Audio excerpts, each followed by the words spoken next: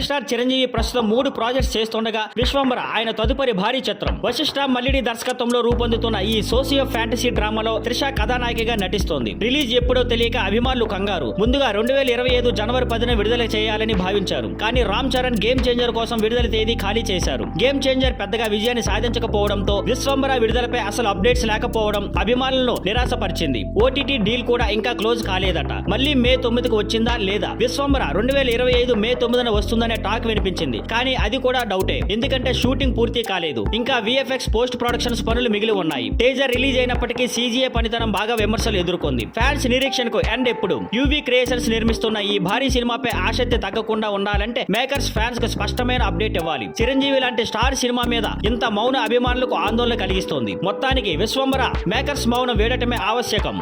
Mass మహారాజా రవితేజ ప్రస్తుతం తన career ను మళ్లీ ట్రాక్ లో తెచ్చేందుకు ప్రయత్నిస్తున్నాడు. వరుస అపజయాల తర్వాత ఇప్పుడు సంక్రాంతి రేస్ కోసం ప్రత్యేకంగా ప్లాన్ చేసుకుంటున్నాడు. వెంకటేష్ అనిల్ రావుపూడి కాంబినేషన్ లో వచ్చిన సంక్రాంతికి వస్తున్న సినిమాకి భారీ హిట్ దక్కింది. 300 కోట్లకు పైగా గ్రాస్ వసూలు చేసి వెంకటేష్ కెరీర్ లో బిగ్గెస్ట్ హిట్ అయ్యింది. Cinema combination Sankranti season 2 hit కు ముఖ్యమైన కారణాలు. ఇప్పుడే రవితేజ కూడా అదే ప్లాన్ చేస్తున్నాడు. 2025 సంక్రాంతి రేస్ కోసం తన కొత్త సినిమాను లైన్ లో పెట్టేశాడు. ఎన్టీఆర్, ప్రశాంత్ నీల్, చిరంజీవి, అనిల్ రావుపూడి ప్రాజెక్టుల మధ్య పోటీకి రవితేజ కూడా జాయిన్ అవుతున్నాడు. నేను శైలజ, చిత్రలహరి వంటి ఫీల్ గుడ్ సినిమాలు తీసిన కిషోర్ తిరుమల దర్శకత్వం వహించనున్నాడు. ఈసారి Raviteja mass and family emotions mix చేయబోతున్నాడు. సంక్రాంతికి హిట్ కోసం పక్కా ప్లాన్ చేస్తున్నాడు. కెరీర్ కు మళ్ళీ లైఫ్ ఇస్తుందా? గత 2 సంవత్సరాల్లో రవితేజ వరుసగా 4 ఫ్లాప్స్ చూశాడు. రావణాసుర, మిస్టర్ బచ్చన్ భారీ డిజాస్టర్స్ అయ్యాయి. రవితేజకు తన మార్కెట్ ను నిలబెట్టుకోవాలంటే ఈ సంక్రాంతి సినిమా సూపర్ హిట్ అవ్వాలి. ఇంతటి పోటీ మధ్య రవితేజ హిట్ కొడతాడా లేక పోటీతో వెనకబడతాడా చూడాలి.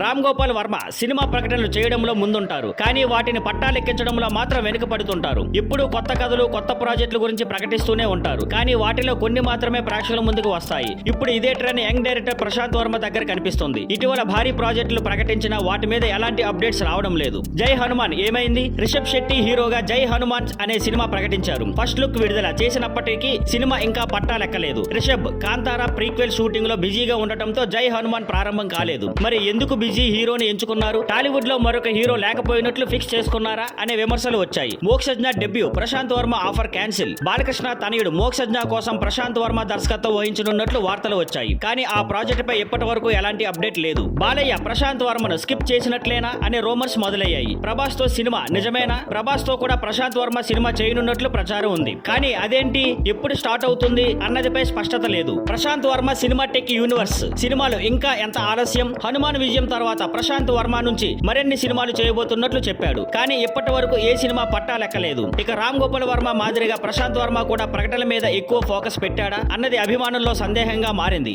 Australian star cricketer David Warner కి టాలీవుడ్ పై ఉన్న ప్రేమ అందరికీ తెలిసిందే. Allu Arjun Pushpa dialogues and dance తో చేసిన రీల్స్ అప్పట్లో సోషల్ మీడియాలో వైరల్ అయ్యాయి. దీంతో వార్నర్ తెలుగులో నటిస్తే బాగుంటుందనేదే చాలా మంది అభిమానుల కల.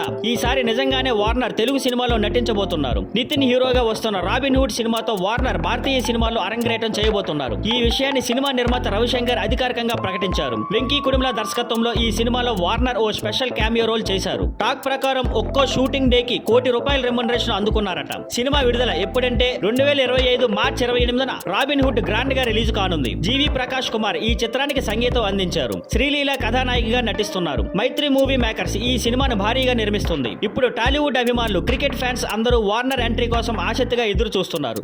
దిల్ రాజు నిర్మాతల ఐక్యత లేకపోవడం వల్లే సినిమా పైరసీ సమస్య పెరుగుతోంది. సమీప కాలంలో తెలుగు చిత్ర పరిశ్రమ మరోసారి పైరసీ బాధితురాలైంది. గేమ్ చేంజర్, థండేల్ వంటి సినిమాలు విడుదలైన కొన్ని గంటల్లోనే హెచ్డీ ప్రింట్లు ఆన్లైన్ లో లీక్ అవడం పెద్ద సమస్యగా మారింది. నిర్మాతలకు మాత్రమే సమస్య, మిగతా వారికి పట్టవట్లేదా?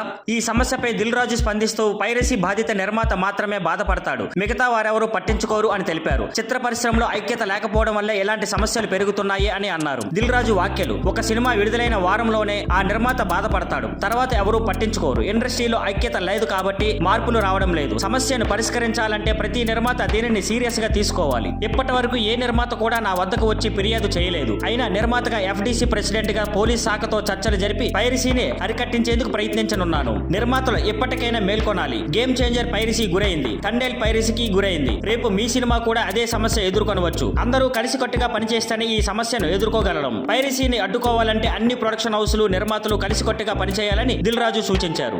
టాలీవుడ్ లో స్టార్ హీరోయిన్లో ఒకరైన సమంత రుత్ ప్రభు సినీ ఇండస్ట్రీలో 15 సంవత్సరాలుగా కొనసాగుతున్నారు. అయితే ఆమె ఎప్పటికీ తన మొదటి సినిమాను చాలా ప్రత్యేకంగా భావిస్తారు. గౌతమ్ మేనన్ దర్శకత్వంలో వచ్చిన ఏ మాయ చేసావే సమంత తొలిసారి తెలుగు తెరపై కనిపించిన చిత్రం. ఈ సినిమాలో ఆమె తన మాజీ భర్త నాగ చైతన్యతో కలిసి నటించారు. ఇటీవల సమంత ఈ సినిమా గురించి మాట్లాడుతూ తాను ఇచ్చిన ప్రతి షాట్ కూడా గుర్తుందని తెలిపారు. అలాగే ఆ రోజుల్లో జరిగిన ప్రతి ఘటన కూడా ఇప్పటికీ గుర్తుందని చెప్పారు. 15 సంవత్సరాలు చాలా ఎక్కువగా అనిపిస్తున్నాయి, కానీ ఆ రోజులు చాలా స్పెషల్ అని తెలిపారు. నేను మొదటగా షూట్ చేసిన సీన్ కార్తీక్ తో గేట్ వద్ద కలిసే సీన్. ఆ దృశ్యం గురించి ప్రతి చిన్న విషయాన్ని గుర్తు చేసుకోగలను. గౌతమ్ మేనన్ గారి దర్శకత్వంలో పనిచేయడం అద్భుతమైన అనుభూతి. ఆయనకు పాత్ర గురించి పూర్తిగా స్పష్టత ఉండేది అని సమంత గుర్తు చేసుకున్నారు. ఏ మాయ చేసావే తమిళ సినిమా వినయ్ తాండి వరువాయ కీ రీమేక్. ఈ చిత్రం తెలుగులో భారీ విజయాన్ని సాధించింది. అలాగే ఏఆర్ రెహమాన్ అందించిన సంగీతం సినిమాకు పెద్ద ప్లస్ అయింది. ఈ సినిమా విజయంతో సమంత బృందావనం, దూకుడు, ఈగ, సీతమ్మ వాకిట్లో సిరిమల్లె చెట్టు, అత్తారింటికి దారేది వంటి హిట్ సినిమాల్లో నటించారు. సమంత నటించిన చివరి సినిమా ఖుషి కాగా ఆ తర్వాత ఆమె సిటాడెల్, హనీ బన్నీ అనే వెబ్ సిరీస్ లో కనిపించారు. ప్రస్తుతం రక్త బ్రహ్మాండ,